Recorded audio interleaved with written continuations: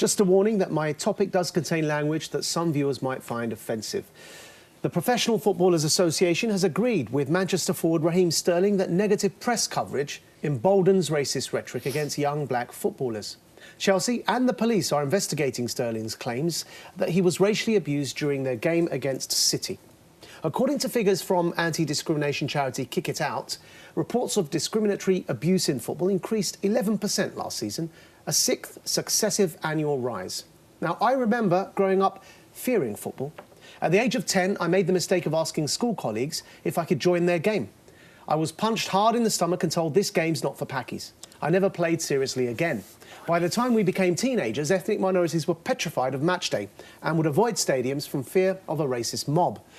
I had thought that those bad old days were long behind us, but the demon of discrimination is returning. This must not be tolerated. Press or social media, whatever the cause, all of us must push back against the scourge of racism. Our game, our democracy and our country are stronger together.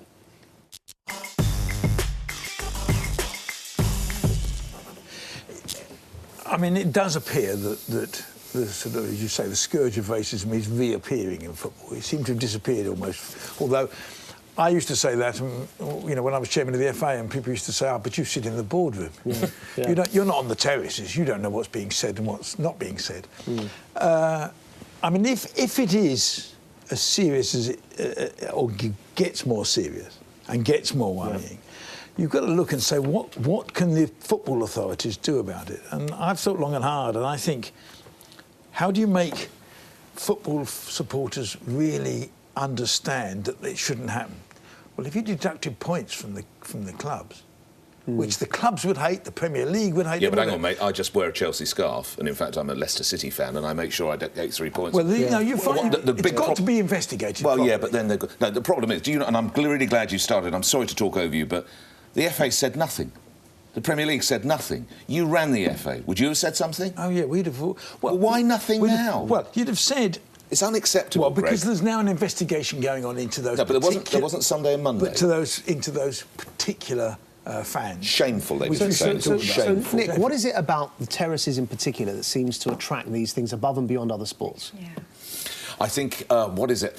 I think that becomes brutally competitive. I think for some people it is effectively their religion. It's been handed on from their grandfather through their father, so they feel it so passionately. So there's probably that.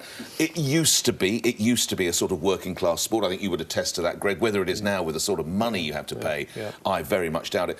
And I know we can't talk about too much and we can't show you the picture, and I get that for legal reasons. But if a picture paints 1,000 words, that picture of Mr. Sterling laughing in the face of that racism, 500 of those 1,000 words for me was how great it is that he had the courage to do that. Because if you can point at laugh at potentially vile people like that, that is half of the way forward. So I thought he did brilliantly there. I need to just say that the FA have released a statement. Subsequently? Subsequently. Yes. I wrote my first ever newspaper article when I was 14, and it was about the then newly launched Kick It Out campaign to end racism in football. It was for The Voice newspaper. I started journalism when I was still at school. Oh, you were at The Voice. Oh. And what are you saying about The Voice? Britain's biggest and best black newspaper.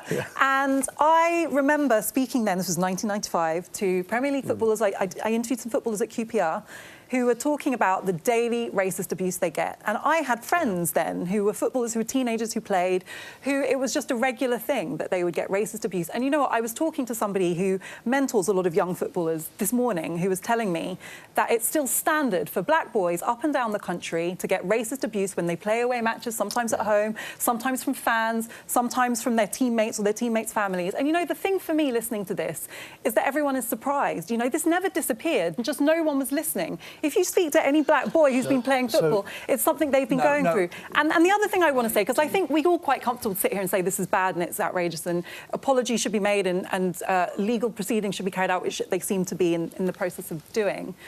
But the other part to your topic, Maajid, was the role of the media. The role of the media in doing this. I just want to show you something. Here are some examples of headlines about Raheem Sterling. Yeah, here we go, Nick. Have a look at this. Is this the two I think it is? So, obscene Raheem, who had the audacity to buy a nice house, as no Premier League footballers ever do. He then was frugal enough to buy clothes from Primark, which is clearly outrageous.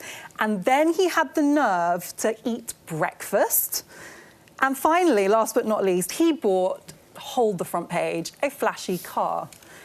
Footballers do this day in, day out. You can't deny that Raheem Sterling has been singled out and treated differently by the media. And it's been really interesting for me to listen to people like John Barnes, who I used to watch playing and being racially abused when I was a teenager, coming out this week and saying how strongly he feels, and we heard other Premier League footballers saying this, that the way that the media, the narrative, the tone around not just black footballers, but people of colour in this country in general, contributes to this debate. And I want to say this because round this table, we've sat here and talked about coverage of Asian paedophiles, and I'm using the term that's used in the media, coverage of black gangs and knife crime. And we racialise crime when it relates to black people in a way that demonises them. When white people commit crime, it's just crime. It's just paedophiles. It's just violence. And so we perpetuate these ideas that have penetrated people's consciousness, that there is something unique about ethnic minority people that makes them criminal or depraved or violent. And it's no surprise, therefore, that when we see a footballer, the same attitudes manifest. I want to come to Michelle, but here are the two, the point you were referring to, the newspaper headlines. I got the wrong ones, I apologise. These are the ones Raheem put on his own Instagram page, and it's the comparison between two footballers, one black, one white. Of course, there he is, buying a house. He's criticised for never having started a Premier League match, yet splashing out money on a house, and yet the white player is praised for buying a house for his mum. That's the two images that I think that's a stretch, but let's hear from Michelle. Well, I'm thinking about how much I want to say on this topic, because when I was a child, football was a very dominant force, for want of a better word, throughout my whole childhood because of my father's relationship with it. My father tried to orchestrate a player buyout at our local Hull City, and it was, even our house was painted in black and amber, which is the colour, I'm not even kidding, the bin and the wheelie, not the wheelie bin, but the bin and everything. So football was such a prominent thing. As a consequence, hooliganism was also quite a thing that I was exposed to a lot as a child. And there's always been, because I used to go to the Kempton, it was called, the stand was the Kempton at Boothry Park, and there's always been, from as long as I can remember, I associate football with fan violence, rightly or wrongly. So I would go to, let's just say, the rugby. I would go to a derby, rugby derby, and I would happily go to a pub with the other team's supporters, and I would wear whatever team I'm supporting's colours, and I would feel no nervous, I'd feel no stress, I'd feel relaxed in that pub. When you go to a pub in advance of a football match, like if I think of Hull, there's pubs where away supporters, you're just not allowed in because they have to physically segregate those fans. So there is something about the game of football that brings out, and it's not just about racism and racist abuse, I'm not denying that happens, but it brings out primitive, violent urges, predominantly within men. But it's got better. It has got better. But now, what you don't know is that got better because the police just organise it better. So that the two lots of fans aren't able to beat each other up outside. What is it about football that you need hundreds it's tribal, sometimes? isn't it? It's visceral. It's very primal, it's very tribal. But I would issue a word of caution, having selected this debate. I think I worry that if the level is constantly at red alert, if we are constantly at sort of, we're on 10, if out of a scale of 0 to 10, we're at level 10 constantly, then it's boy cries wolf, and people don't actually believe it when it happens. So I think we have to accept that it did wane for a bit. Yes. It wasn't as bad. I've said this to you before, I think. He was slightly younger than me, slightly. Not too much, I'm not too old. But it did actually, in our days, it was a lot worse than I imagine when you were coming of age, but it seems to me to be coming back to that. So it's not all fans. Let's just say it's not. I mean, plenty of people can go watch a game this Saturday or Sunday. There are statistics about the level of violence that's recurring and racism that's and kick it out at documenting a rise, which means it kind of waned for a bit. They're saying year on year it's getting worse, and they've documented an 11% rise of racial